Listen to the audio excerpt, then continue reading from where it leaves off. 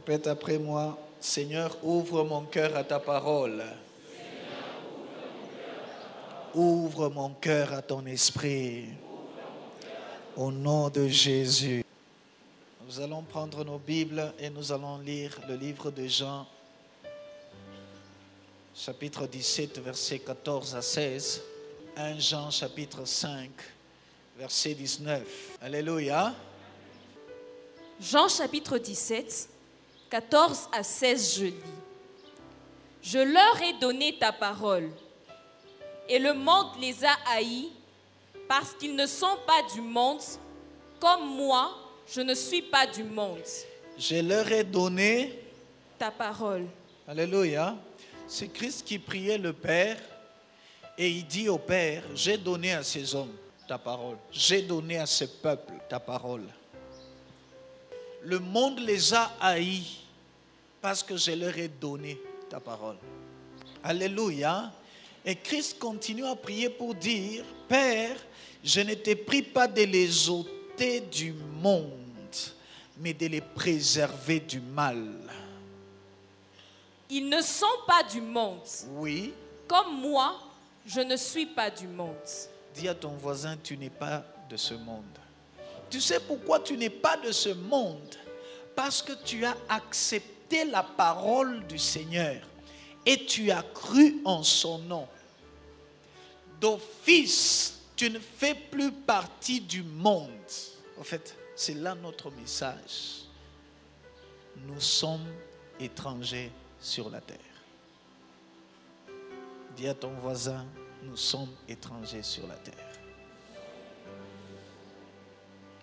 La terre n'est pas notre maison. La terre n'est pas chez nous. Jean, 1 Jean. 1 Jean chapitre 5, Oui. le verset 19, je lis. Nous savons que nous sommes de Dieu. Nous savons que nous sommes des dieux. Nous ne sommes pas de ce monde, puisque nous avons reçu la parole du Seigneur. Mais Christ dit, Père, je ne t'ai pris pas de les ôter du monde. Laisse-les encore sur la terre. Mais ils sont étrangers sur la terre. Parce que le monde entier est sous la puissance, sous le contrôle, sous l'influence, sous la direction du malin. Je veux que tu réalises où est-ce que tu habites. Même si tu as ta propre maison, tu es étranger. Même si tu es bailleur, tu es étranger sur la terre. Je vais vous donner des exemples bibliques de ceux qui ont été étrangers. Et qu'est-ce qui leur arrivait en étant étrangers?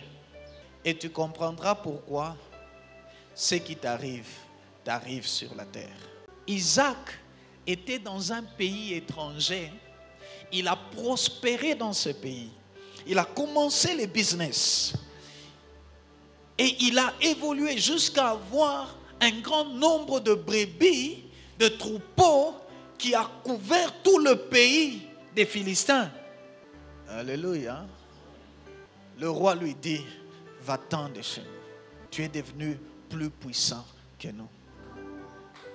À moins que tu sois du diable, à moins que tu sois de ce monde, si tu as pris la décision d'accepter Jésus dans ta vie comme Seigneur et Sauveur, tu as reçu sa parole,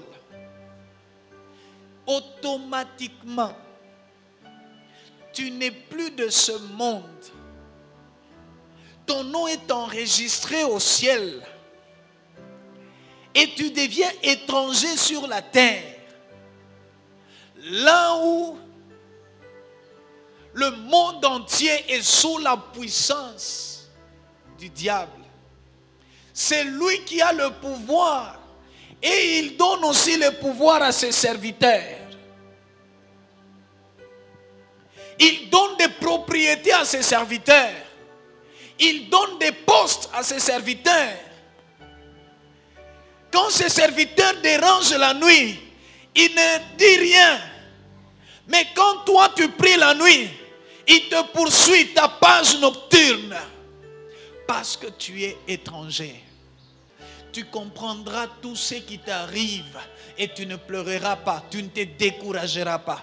Tu comprendras que ça m'arrive parce que je suis étranger sur la terre. Ce n'est pas chez nous. C'est étonnant de voir des enfants de Dieu qui pleurent des choses qui leur arrivent sur la terre comme si c'était chez eux. N'avez-vous pas lu dans la Bible que c'est à cause de toi, Jésus, qu'on nous met à mort, nous, tous les jours, qu'on nous regarde comme des brebis destinées à la boucherie?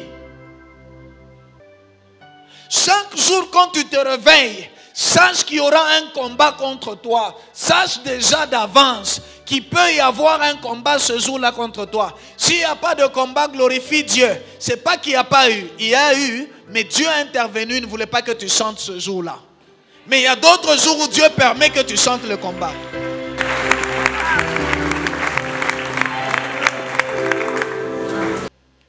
Tu souffriras sur la terre avec des soucis qui créeront des problèmes cardiaques. Parce que tu crois que c'est chez vous, alors tu veux t'accrocher, tu veux que tout le monde t'aime sur la terre. Tu veux que quand tu commences quelque chose, non, ça tient directement sans problème pour que tu dises que Dieu est avec toi. Dieu est toujours avec toi. N'est-ce pas Christ dit, le monde les hait parce qu'ils ont reçu ma parole.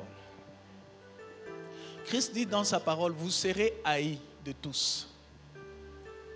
Le monde vous haïra parce qu'il m'a haï le premier. Je vais donner un deuxième exemple de ceux qui ont vécu à l'étranger. Israël, quand il était en Égypte. Exode chapitre 1, versets 8 à 11 et 13 à 16.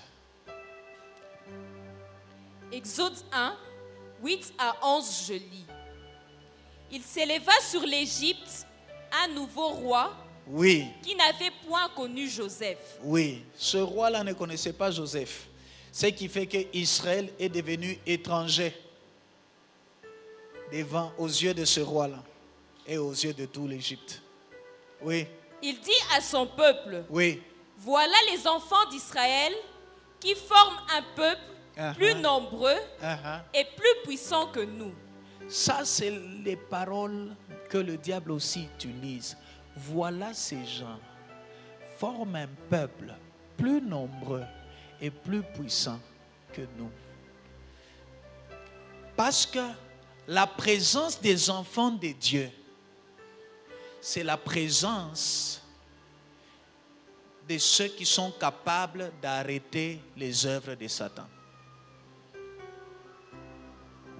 Si tu te dis un enfant de Dieu, ça signifie que tu es capable. Ta présence juste, même si tu n'as pas prié, même si tu ne pries pas encore, puisque tu es un enfant de Dieu, juste être un enfant de Dieu, là où tu es, il y a la lumière de Dieu. Ça signifie que le diable passe difficilement là où tu es. Et plus vous vous multipliez comme enfant de Dieu, plus Satan se sent en danger dans son territoire. Oui. Il dit à son peuple, voilà les enfants d'Israël qui forment un peuple plus nombreux et plus puissant que nous. Allons, montrons-nous habiles à son égard. Allons et montrons-nous habiles, prudents, éveillés. Soyons éveillés avant eux. Et c'est ce qui se passe même dans le siècle présent. Alléluia. Le diable et ses agents, le diable et les sorciers, les diables et les occultistes sont plus éveillés que beaucoup de chrétiens. Plus habiles afin de bien les résister. Les chrétiens ils dorment là. Les chrétiens sont là. Ils croient que c'est chez eux. Ils sont distraits. Mais eux, Quand toi tu dors, eux sont devant l'encens, ils sont devant les bougies, en train de faire des incantations, en train de répandre des démons dans la ville, en train de répandre des malédictions dans la ville, en train d'imposer une certaine vie. Eux sont là, ils cherchent à occuper les places supérieures, les places clés, afin que pour arriver à travailler, il faut les rencontrer, passer par eux. Ils sont plus habiles. Montrons-nous plus habiles. Nous sommes des dieux et le monde entier est sous la puissance du malin, sous la puissance du diable.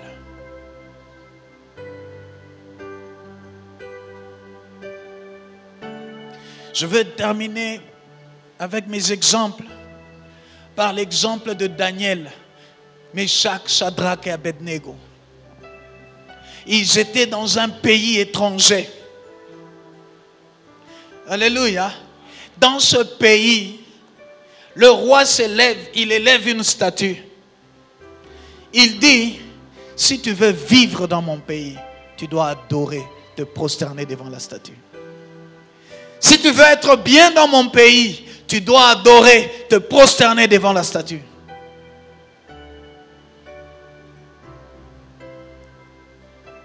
Pourquoi? C'était dans un pays d'autrui. Au moment où eux ont une loi, Israël, je suis l'Éternel ton Dieu. Tu n'auras point d'autre Dieu devant ma face. Tu ne te feras point d'image taillée. Tu ne te prosterneras point devant elle. Car moi l'Éternel ton Dieu, je suis un Dieu jaloux. On leur a demandé de se prosterner devant une idole au moment où ils étaient peuple de Dieu. Pourquoi on leur a demandé de se prosterner devant une idole? C'était dans un pays étranger.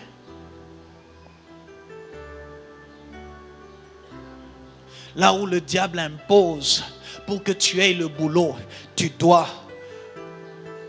te prostituer avec le chef. Tu dois être dans le même secte qu'avec le chef. Tu dois adhérer à l'occultisme si tu veux être bien, si tu veux aller loin. Tu veux aller loin, tu dois adhérer à l'occultisme. Comme Jésus, comme Satan a fait à Jésus, il dit à Jésus, Satan n'a jamais changé, c'est depuis l'Ancien Testament. Même au temps de Jésus, il dit à Jésus, regarde toute la terre et sa gloire et ses richesses. Si tu te prosternes seulement devant moi, je te le donnerai. Vous savez pourquoi? Parce que le monde entier est sous la puissance du diable. Et la terre n'est pas chez Jésus. La terre, pour Jésus, c'est dans un pays étranger. C'est sur une terre étrangère. On t'impose l'idolâtrie. On t'impose les fétiches pour ceci. On t'impose. Tu veux aller loin, fais ceci. Tu veux être grand, fais ceci, fais cela. On t'impose. Pourquoi? Parce que ce n'est pas chez vous. Daniel à Babylone, on vote la loi. On dit aucune autre personne ne priera un autre Dieu à part les dieux du roi. Celui qu'on trouvera qui prie un autre Dieu, on les jettera dans la fosse aux lions.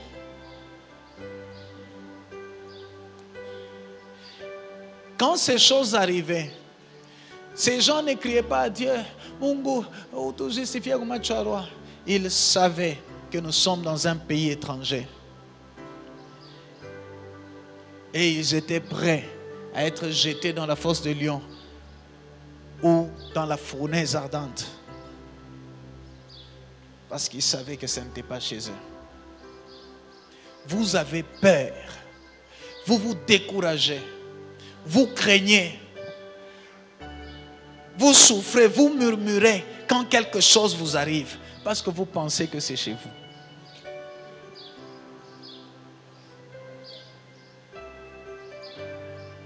Parce que vous pensez que c'est chez vous. Parce que vous croyez que c'est chez nous ici.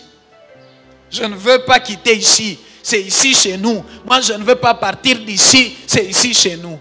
Alors, quand ces choses t'arrivent, Quand on parle des choses contre toi, tu commences à pleurer. Oh, Mungu Nenyacha. Alléluia.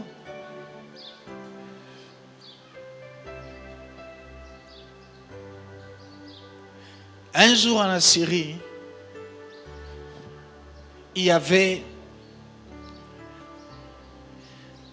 un roi et il avait un conseiller qu'on appelait Haman. Ce conseiller est venu donner un conseil au roi pour dire au roi Assyrus, voilà ces peuples d'Israël qui est dans notre pays, ces enfants d'Israël. Forme un peuple puissant dans le livre d'Esther. Forme un peuple fort, même principe. Ô roi, que pendant le mois d'Adar, le mois de la fin de l'année, le mois de sacrifice, que ces peuples soient massacrés dans notre pays, afin qu'un autre jour qu'ils ne se joignent pas à nos ennemis et nous détruisent. Le roi a voté ce décret. Alléluia. Mais la femme du roi était de ce peuple. Mardochée, l'oncle d'Esther, donne aussi conseil à la femme du roi pour dire, parle en faveur de ton peuple.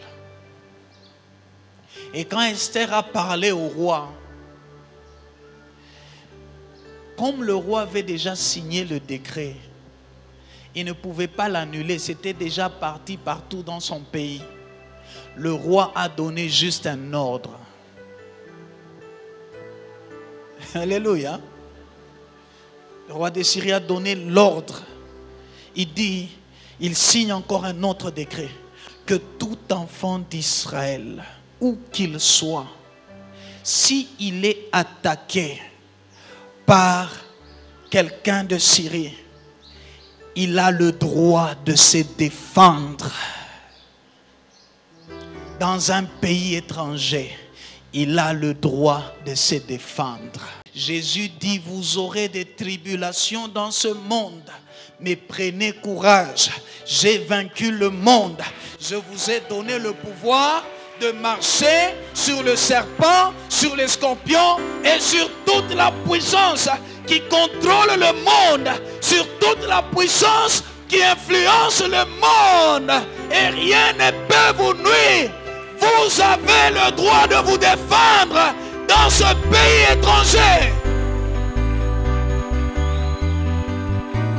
C'est pourquoi Paul a dit, nous sommes chaque jour livrés à la mort, regardés comme des brebis destinées à la boucherie. Mais dans toutes ces choses, nous sommes plus que vainqueurs par Christ qui nous a aimés, par Jésus.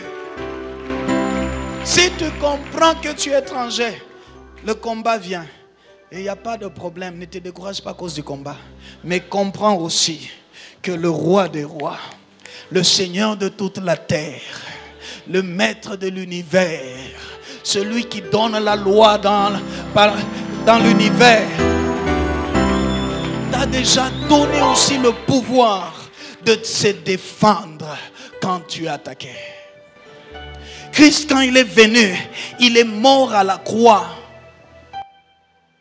À cause de ça, Jésus est mort à la croix. Il a payé les prix des péchés. Après la croix, il dit, tout pouvoir m'a été donné dans le ciel et sur la terre.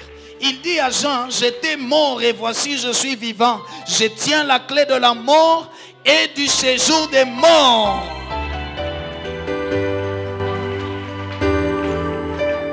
Si tu ne te défends pas, tu mourras. Quand le roi Cyrus a signé ce décret, il ne pouvait pas défendre lui, les enfants d'Israël, mais il leur a donné le pouvoir de se défendre. Si tu ne te défends pas, tu tomberas.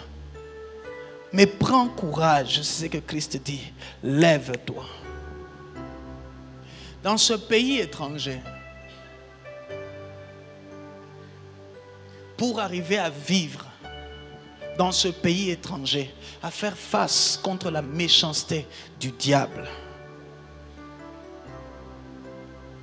Tu as besoin de la présence de Dieu dans ta vie.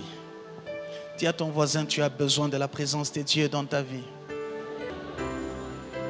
C'est la seule chose, enfant de Dieu, qui peut te permettre à vivre sur la terre dans la victoire, dans la joie, dans la paix et dans la prospérité.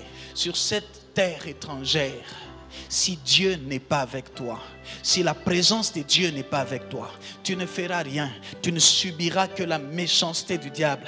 Tu sentiras cette haine de Satan. Tu souffriras de ces attaques de l'ennemi. Tu verras combien ta vie est bloquée, réduite à néant. Tu verras combien Satan détruit ta vie. Tu verras de tes propres yeux si tu n'as pas Dieu. Christ a tout accompli à la croix et il t'a donné le pouvoir. La présence du Seigneur, c'est la seule présence qui nous permet de vivre sur la terre dans la joie, dans la paix, dans la prospérité, dans la jouissance. Le chrétien qui ne cultive pas en lui, les chrétiens qui ne désirent pas en lui davantage la présence de Dieu, les chrétiens qui n'aspirent pas Dieu en lui, ne vivra que la méchanceté du diable parce que ce n'est pas chez toi. La seule chose qui reste, c'est cultiver en toi la présence du Seigneur. Chercher que Dieu soit avec toi. Parce qu'avec Dieu, tu vas aller loin. Parce que si le Seigneur est avec toi, qui va être contre toi? Ça signifie qu'il saura te vaincre. Nous sommes sur la terre. Nous avons besoin de Dieu. Tu as besoin de Jésus pour vivre sur la terre. Tu as besoin de Jésus pour traverser des moments de combat, des moments de bataille et de vaincre ces batailles. Tu as besoin de Jésus parce que ce n'est pas chez toi.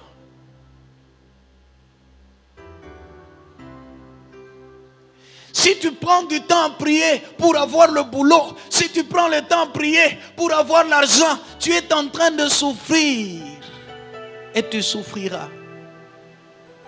Prends plus de temps à chercher la présence de Dieu.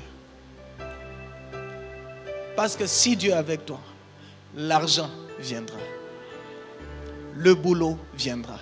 Mais si tu cherches le boulot, il y a une loi. Ne leur donnez pas le boulot, à moins qu'ils se prosternent et qu'ils m'adorent. Ne leur donnez pas l'argent, à moins qu'ils se prosternent et qu'ils m'adorent. Prenez du temps à chercher Dieu. Prenez du temps à cultiver votre relation avec le Seigneur Jésus. Un enfant, quand il quitte la terre, ce n'est pas à cause de ses péchés. Il quitte la terre parce que Dieu a décidé qu'il rentre à la maison. Le jour que Dieu décidera que tu rentres à la maison, c'est le jour que tu quitteras la terre. Tu ne quitteras jamais la terre sous influence des esprits des morts. Tu ne quitteras jamais la terre sous influence des démons, ni des sorciers. Dis à ton voisin, les sorciers de ta famille ne te tueront jamais.